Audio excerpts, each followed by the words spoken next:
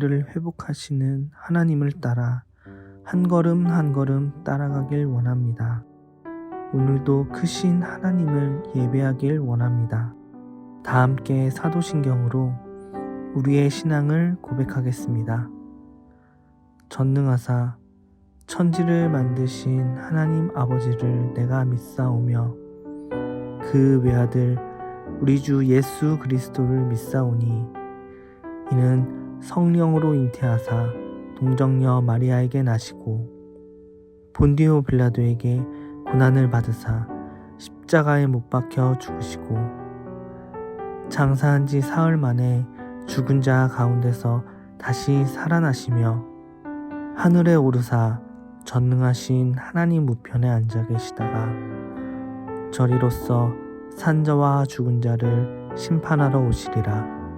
성령을 믿사오며 거룩한 공예와 성도가 서로 교통하는 것과 죄를 사하여 주시는 것과 몸이 다시 사는 것과 영원히 사는 것을 믿사옵나이다. 아멘.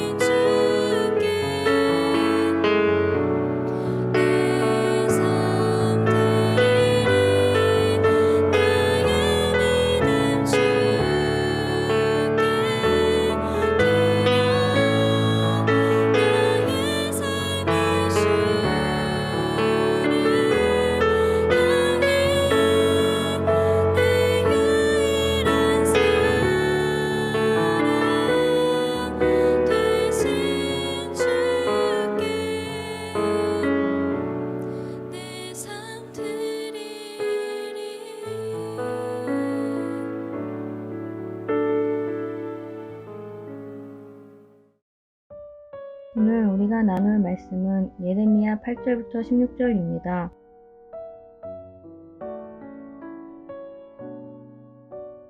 시드기야 왕이 예루살렘에 있는 모든 백성과 한 가지로 하나님 앞에서 계약을 맺고 자유를 선포한 후에 여호와께로부터 말씀이 예레미야에게 임하니라. 그 계약은 사람마다 각기 히브리 남녀 노비를 놓아 자유롭게 하고 그의 동족 유다인을 종으로 삼지 못하게 한 것이라. 이 계약에 가담한 고관들과 모든 백성이 각기 노비를 자유롭게 하고 다시는 종을 삼지 말라 함을 듣고 순복하여 놓았더니 후에 그들의 뜻이 변하여 자유를 주었던 노비를 끌어다가 복종시켜 다시 노비로 삼았더라. 그러므로 여호와의 말씀이 여호와께로부터 예레미야에게 임하니라. 이르시되 이스라엘 하나님 여호와께서 이와 같이 말씀하시니라. 내가 너희 선조를 애굽 땅 종의 집에서 인도하여 낼 때에 그들과 언약을 맺으며 이르기를 너희 형제 히브리 사람이 내게 팔려왔거든 너희는 7년 되는 해에 그를 놓아줄 것이니라. 그가 6년 동안 너를 섬겼은즉 그를 놓아 자유롭게 할지니라 하였으나 너희 선조가 내게 순종하지 아니하며 귀를 기울이지도 아니하였느니라. 그러나 너희는 이제 돌이켜 내 눈앞에 바른 일을 행하여 각기 이웃에게 자유를 선포하되 내 이름으로 일컬음을 받는 집에서 내 앞에서 계약을 맺었거늘 너희가 돌이켜 내 이름을 더럽히고 각기 놓아 그들의 마음대로 자유롭게 하였던 노비를 끌어다가 다시 너희에게 복종시켜 너희의 노비로 삼았도다. 아멘. 반갑습니다. 오늘 예레미야 34장 8절부터 16절까지를 중심으로 언약이라는 주제의 말씀을 함께 나누겠습니다. 하나님과 하나님의 백성 사이에 가장 중요한 것은 바로 언약입니다. 언약에 대해서 자주 설명을 드렸는데 그 내용이 무엇일까요? 나는 너희의 하나님이 되고 너희는 내 백성이 되리라. 이게 언약입니다. 그 언약에서 가장 중요한 것은 신실성입니다. 하나님은 하나님의 존재와 역할에 대해서 우리에게 신실하시겠다는 거고, 하나님의 백성들 역시 하나님의 백성으로서의 삶을 신실하게 살아내야 한다는 것을 알아야 합니다. 그렇게 언약이 충실하고 신실하게 이행될 때 그 관계가 탄탄해지는 거죠. 하나님께서는 그것을 위해서 율법을 주셨습니다. 그리고 그 중에 하나가 바로 오늘 본문 13절 14절에 나오는 내용입니다. 13절을 보시면 이스라엘 하나님 여호와께서 이와 같이 말씀하시니라. 내가 너희 선조를 애굽 땅 종의 집에서 인도하여 낼 때에 그들과 언약을 맺으며 이르기를 너희 형제 히브리 사람이 너에게 팔려왔거든 너희는 7년 되는 해에 그를 놓아줄 것이니라.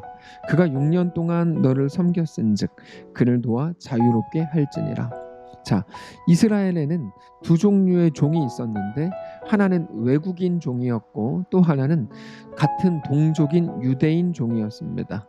외국인 종은 전쟁에서 포로로 잡아오거나 또는 돈을 주고 사는 건데, 물론 지금으로서는 문화 자체가 다르니까 이해가 잘 안 될 수 있지만 그 시대로서는 종이 사람이 아니라 물건 취급을 받았기 때문에 그렇게 종을 하나 소유하게 되면 특별한 일이 없는 이상 영원히 종으로 삼을 수가 있습니다. 그러나 동족 유대인은 다릅니다. 유대인이 비록 돈이 없거나 혹은 어떤 범죄한 사실 때문에 스스로 종이 되었다고 해도 6년 동안만 종으로 부릴 수 있습니다. 6년이 지나고 나면 7년째 되는 해에는 자유의 몸으로 반드시 풀어줘야만 됩니다. 그게 율법이고, 율법이라는 말은 하나님과의 언약 관계를 신실하게 풀어나갈 수 있는 길이 된다라는 말입니다. 서로 존중하고 나보다 남을 더 높게 여기라고 하는 하나님의 말씀에 대한 순종이죠. 근데 이스라엘 백성들이 언젠가부터 그거를 깨뜨렸습니다. 사실 하나님의 말씀을 하나하나 어떤 핑계와 그럴듯한 명분과 변명거리들을 가지고 깨뜨리기 시작했습니다. 하나님의 법이 무엇인지 알지만, 하나님의 원하심이 어떤 건지 알지만 지금은 타이밍이 안 좋으니까 잠시 숙였다가 잠시 타협했다가 내가 나중에 하나님의 뜻대로 하면 되는 거 아니냐? 이런 식이었죠. 지금은 내가 힘드니까, 지금은 코로나 시대니까, 지금은 돈이 없으니까 11조를 잠깐 쉬겠다, 혹은 주일에 잠깐 쉬겠다, 온갖 이유들이 난무하지만 아무튼 그런 식의 무너짐은 하나씩 진행이 되는 겁니다. 우리가 삼손의 이야기를 잘 알고 있습니다. 삼손은 나실인 언약을 맺었습니다. 그러다가 마지막에 머리카락이 잘리면서 모든 힘을 잃게 되죠. 근데 사실 머리카락 때문에 힘을 잃은 것은 아닙니다. 다만 순서가 마지막에 그렇게 돼서 머리카락이 잘렸더니 힘을 잃었나 보다, 이렇게 이제 이해를 하기 시작한 겁니다. 근데 사실은 머리카락 하나 때문에 모든 힘을 잃은 것은 아닙니다. 나실인 언약에 3가지 규칙이 있었는데, 사체를 만지지 마라, 독주를 마시지 마라, 머리카락을 자르지 마라, 이 3가지였습니다. 삼손은 이 3가지를 하나씩 다 어긴 겁니다. 물론 나름대로의 합리적인 이유들이 있었죠. 그러나 하나님께서는 너는 나와의 언약을 너의 합리적인 생각보다 더 작은 거라고 여기는구나, 이렇게 생각을 하셨습니다. 여러분, 이런 식의 하나님의 생각은 여러 군데 나옵니다.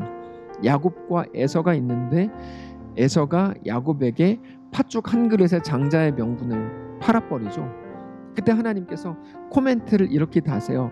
에서는 하나님이 주신 장자의 명분을 가볍게 여겼다. 이렇게 말씀을 하십니다. 그런 식의 내용들이 사실 여러 군데 나옵니다. 그는 분명한 어떤 이유들과 할 말을 가지고 나아갔지만 하나님이 보실 때 너는 그렇지 않고 본질은 네가 그것보다 하나님을 가볍게 여겼기 때문이야. 이렇게 판단하시는 일들이 많습니다.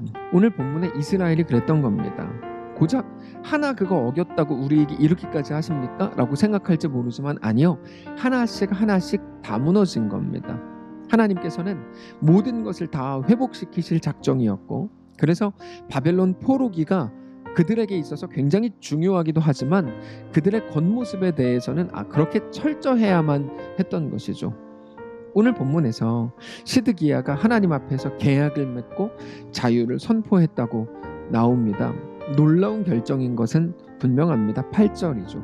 시드기야 왕이 예루살렘에 있는 모든 백성과 한 가지로 하나님 앞에서 계약을 맺고 자유를 선포한 후에 여호와께로부터 말씀이 예레미야에게 임하니라. 여러분 그게 바로 그 내용입니다. 그게 9절 이하의 내용으로 이어지거든요.